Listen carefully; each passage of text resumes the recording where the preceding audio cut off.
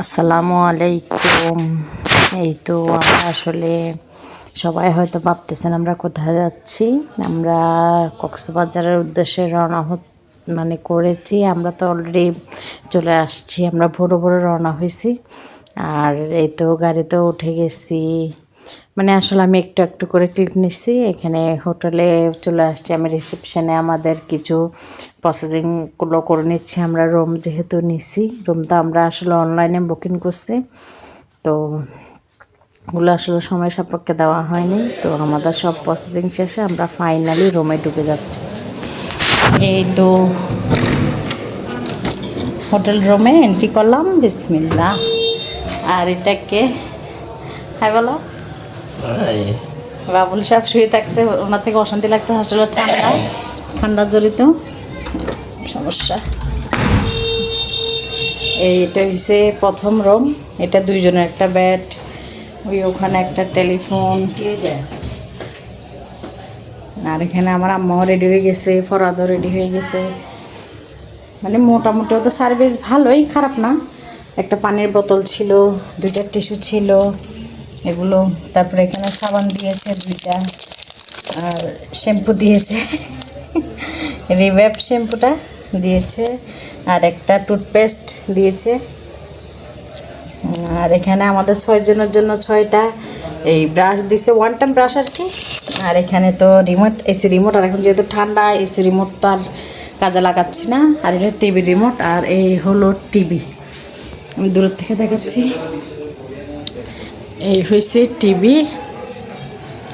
এরিয়াটা কিন্তু অনেক, একটা স্পেসটা অনেক সুন্দর, খুবই একটা সিম্পলের ভিতরে অনেক সুন্দর। জানি না কতটুকু মোবাইলে বোঝা যাচ্ছে, খুবই সৌন্দর্য। এই এটা গেল প্রথম রুম। এটা হয়েছে দ্বিতীয় রুম। এই দ্বিতীয় রুমে মোবাইল চার্জে।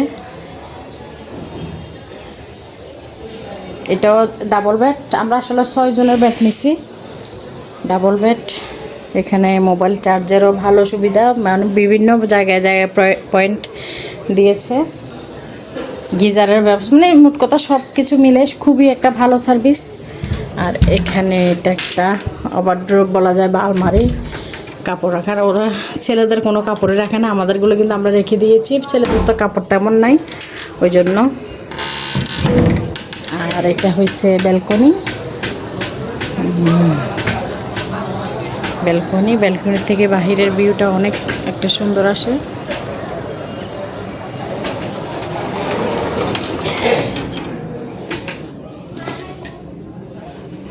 তারপরে চলে যাই। এটা তো গেল দ্বিতীয় রুম। আর এখানেও বিভিন্ন জায়গায় জায়গায় পয়েন্ট গেল দ্বিতীয় রুম। এখন আসি, চলেন। এই তো এটা হয়েছে কিচেন এরিয়া।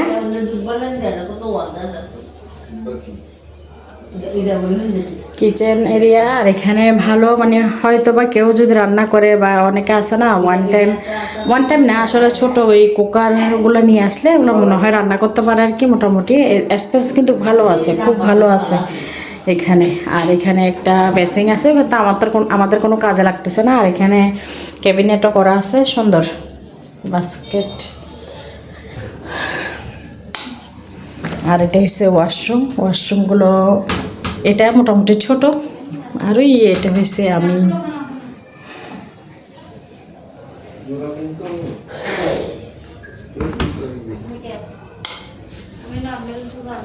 আর এটা হয়েছে তৃতীয় রুম।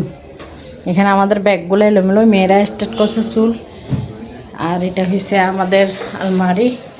এখানে সব আমাদের বোরকা, সুইটার সব কিছু রাখা হয়েছে।